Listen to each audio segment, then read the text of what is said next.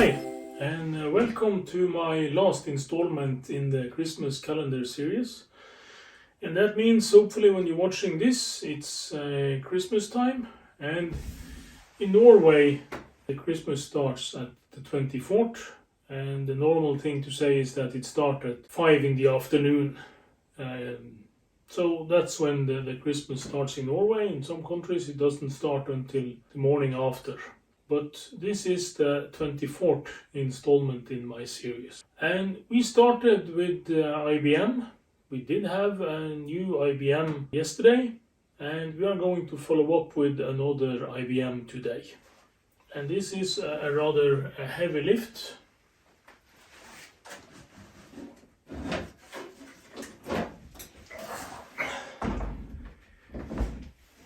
This is not made of aluminium, that's for sure. And this is the original IBM AT.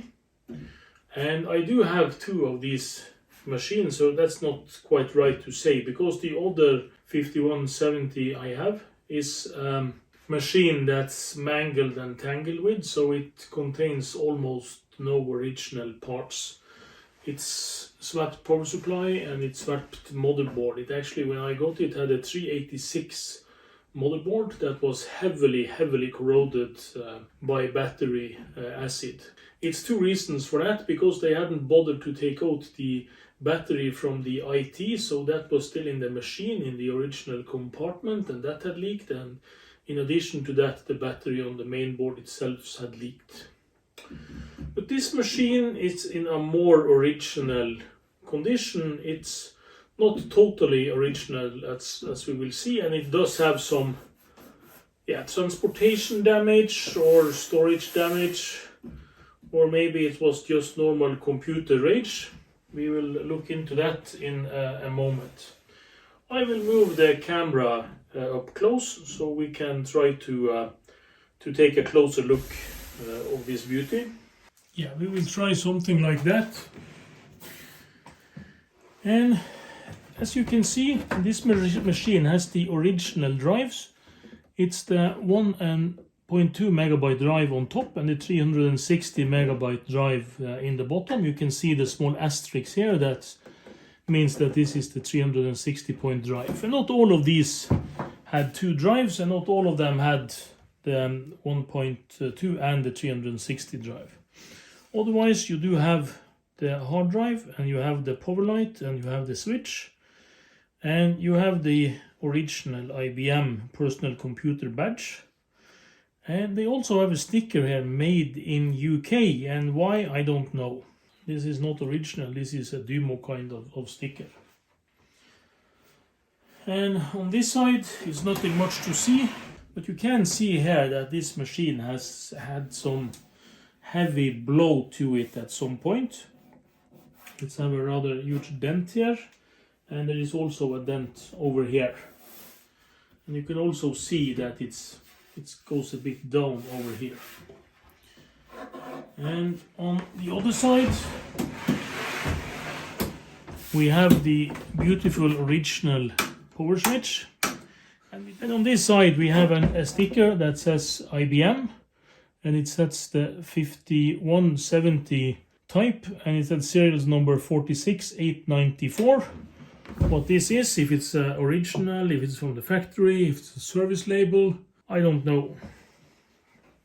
And on the back we can see what first and foremost reveals that this machine is not in a complete original state. You can see here that it has the original power supply, a bit dirty. The power selector stands to 230 volt. It has the original IBM badge. It has a nice looking original label, and it says that it was made in United Kingdom, in Greenstock, Scotland, and the copyright is from 1984. It's not the production date. And here you have the battery compartment, no rust at all. And you have here the serial parallel port, and probably inside of here you have the normal floppy controller and other stuff. But this is what gives the machine away, and that is that this machine is fitted with a VGA card. And VGA was not an original option on these machines. Actually, these machines was made until the 1987, and the VGA standard come to life in the end of 1987, so there might be some overlap, but I don't think so. And you also have a serial number sticker over here that's starting to come loose. So to test this machine we need a VGA monitor, and that we have featured before in this series. So that's not a problem. We also need a keyboard, and that should be it to see if this machine boots.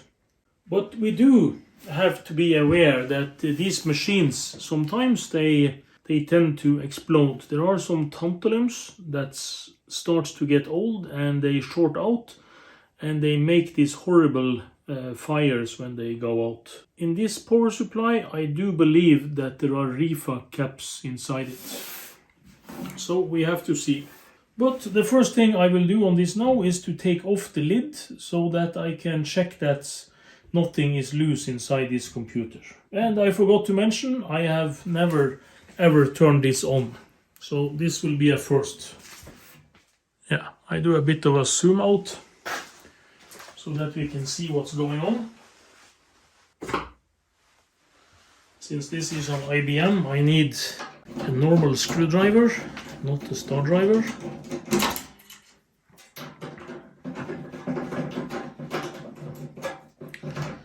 I can actually see the middle screw here is missing. And on IBM, these screws is not the typical clone screw that is the hybrid, that almost 4mm kind of screws. That's the standard for hard drives even to this day.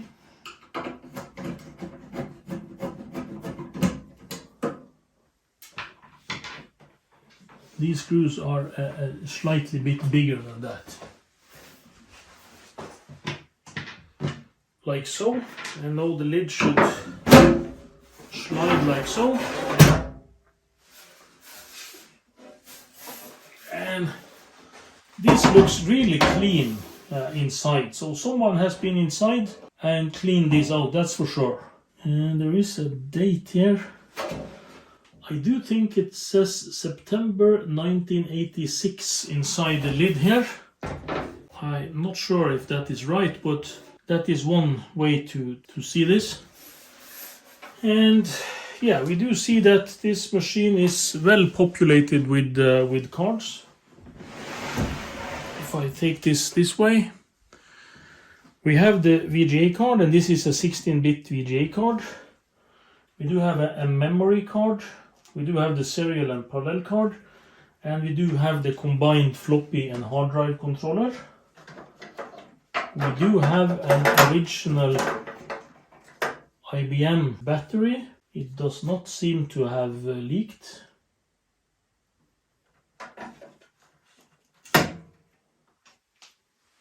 The floppy cable was loose on the drive controller. All the screws are in the expansion cards. I can see no corrosion or other obvious damage inside here. I can't smell any burnt components either. The main board actually looks a bit bent. I'm not sure, but that means that someone has had this motherboard out. I will try to lift this so I can show you this better, but you see here it goes up like so, this motherboard. And that means that this plastic thingy that's here, when you take out this motherboard, it slides in like a keyhole. And that they have not got right when they had out this motherboard. So someone has been inside this machine, and it's not just the VGA card that's been done to this machine. They have had the motherboard out, that's for sure. What more? Power supply looks to be the original one. A lot of warnings that says that you should not open this unit and there is no serviceable parts inside. And it has a serial number, and it has a week 4186 date. So this, yeah, it's made in 1986, this computer, that's for sure. And that's, yeah, is okay with the date that was on the lid. I do think that what we need to do now is actually turn this on, and that means that we have to dig up some more stuff. I will use this HP display that we used last time. This is a 17-inch display, and I will try to put the keyboard in front. This is the Catronic keyboard. It does have the Radi AT DIN plug. My Model M keyboard does have a PS2 contact. I gave away most of my IBM keyboards before they started to get valuable, so because people tend to like that feedback, and I do too, so I only kept one of them. And this should be what we need to test this computer. I will have to plug something in. I will turn this off. The monitor should be on. The monitor needs to be connected, of course, like so. And we can use the original Commodore power cable, like so. And it's wise to not stand right in front of these if there are some tantalums or other things that explode. So I will just turn my head away and try to turn this on. And then it was finally about the IBM AT, or 5170 as it's also known. And this machine was in a bunch of different configurations, but what's shown here on the picture was one of the basic configurations. The 5170 was launched with a 6 MHz CPU, but the latest revision had 8 MHz as standard, and it also had 256K, although some motherboard could take 512 straight onto the motherboard. And it uses PC-DOS 3, and it has one 1.2 megabyte floppy as standards, and some models has dual 1.2 megabyte floppies, and some of them has one 1.2 and one 360 kilobyte floppy. And they do look exactly the same, except the 360 kilobyte floppy do have an asterisk printed on the side. And the machine was equipped with a MFM hard drive controller and a 20 megabyte hard drive. And the earliest model was plagued with really bad quality on the hard drive. And they had parallel serial and real-time clock provided as standard. And you can have the choice between CGA, MDA, EGA or PGA video cards. And PGA was the alternative for the professional CAD users. And there was 3 main revisions of the motherboard, and the 2 latest of those was in baby AT form factor, which was a bit narrower. The machine has standard 8 expansion slots, 6 16-bit and 2 8-bit slots. And the machine was first launched in 1984, and it was discontinued in April 1987. In 1984, it was voted in between the top 12 computers of 1984 by the Creative Computing magazine. And they also in this magazine featured the original IBM PC or XT as one of those machines, but the AT was a stunning performer back in these days. And this is from an ad from 1985, and I'm not sure really what this figure in this ad really should picture or describe, but it do seems like Charlie is on top of things with his IBM AT on this picture.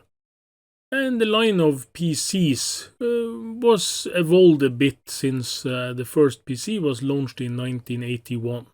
And in 1983 the XT followed, and this was again followed by the PC Junior that was not a very good performer in the market. And they had the Portable, which really was a 5160 with built-in screen and a form factor that mimicked the compact machines. And finally in 1984 the AT5170 was launched.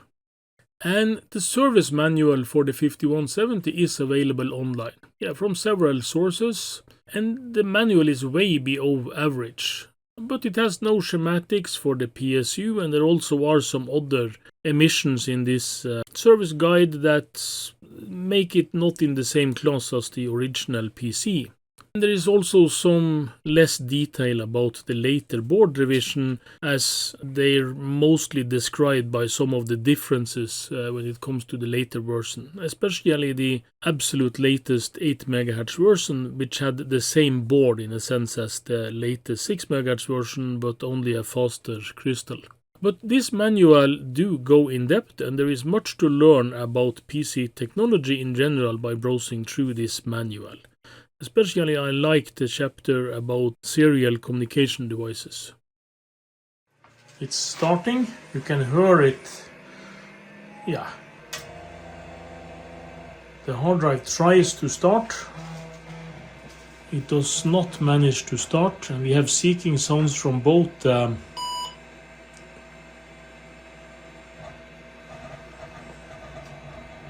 we do have a blinking cursor. I will turn off the overhead lights. We actually have boot from the hard drive, and it booted into DOS shell, and it's reading information. So this is amazing.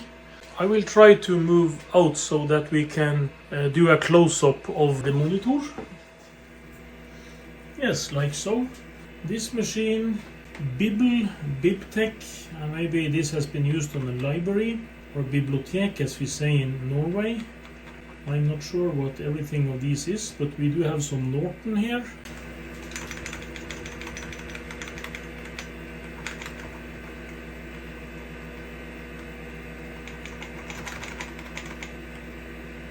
This is some Norton disk utility. SysInfo, is that one?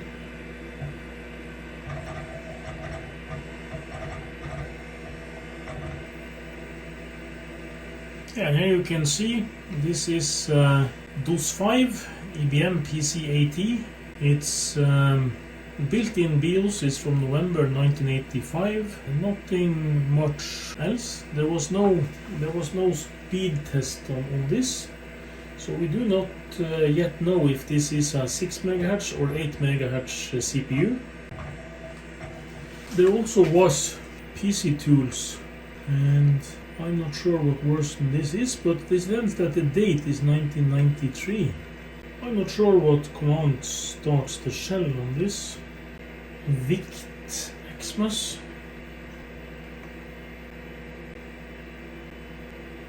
I'm not even sure what this is.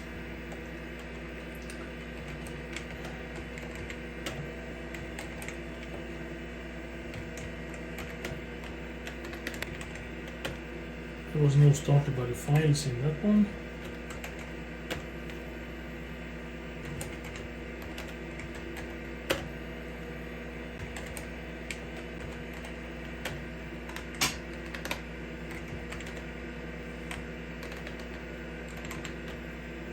What's this?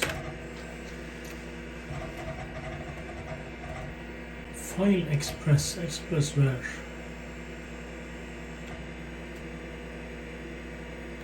I'm not sure what this is, but File Express.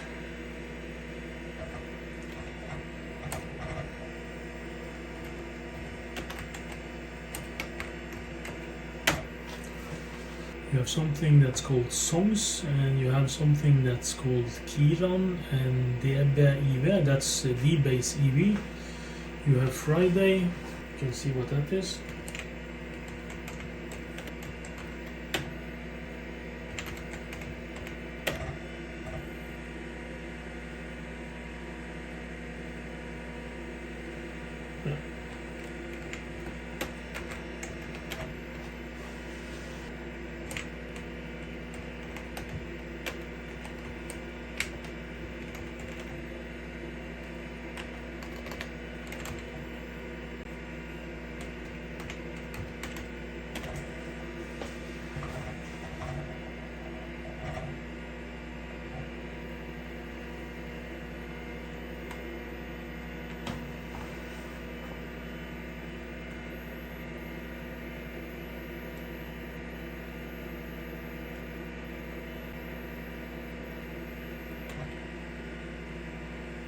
And this does not either tell us what CPU frequency this is. It does tell us that it has a 375% speed regarding normal PCXT.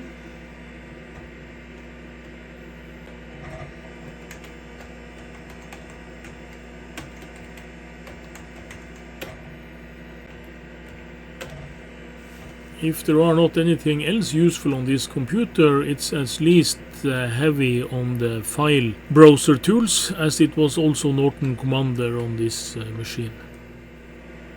And this folder called Music contains some files that I do think is database files, either DB, IV or Fridays or one of the other utilities that was on this machine, and it's database of compositions or music or whatever. Yeah, it's not something we are going to dive into in this video. It's for sure that this machine was not used much for recreational work. It was a work machine first and foremost. I do have to turn off this to make my voice be heard over the sound. There had to be a victory for IBM in the end, and even though we have tried to turn on a lot of IBMs, it now seems that the favor has got somewhat in IBM's favor, and we did maybe cheat a bit because we tested 3 ThinkPads, and ThinkPads don't break. That's my experience from many years. So the safe bet where we tested 3 ThinkPads in one video and everyone worked was, of course, something that tipped this in the IBM's favor. But this is a computer. I'm really glad it worked. It didn't explode. It acted totally fine. And even though we was not able to see what kind of frequency this was running on, I do think, since this machine was made in 1986, that this is the 8 MHz version. And the machine is working absolutely fine. And also the hard drive was working perfectly. I did hear it strain a bit when we started up, but it acted up real fine, and it spins up and it reads and it's quick. It's just nice to see that this old mechanics is keeping up even after all those years. And even though someone has been in here before, they have not managed to break anything. So that's it really for this very nice IBM AT. I'm really happy that it works. This is the last chapter in this series, and I really enjoyed making this series. And as I mentioned yesterday, I do plan to make a bonus episode sometimes in the days after Christmas. And in that episode we might present a bonus computer, and we will talk a bit about the machines we have seen in this series and what will happen to them in the future, what we will revisit and what we will just push in front of us. So hope you enjoyed watching this series, and I really hope to see you back on my channel after this series is completed. Please hit like and subscribe if you like what you see, and do make a comment if you wish.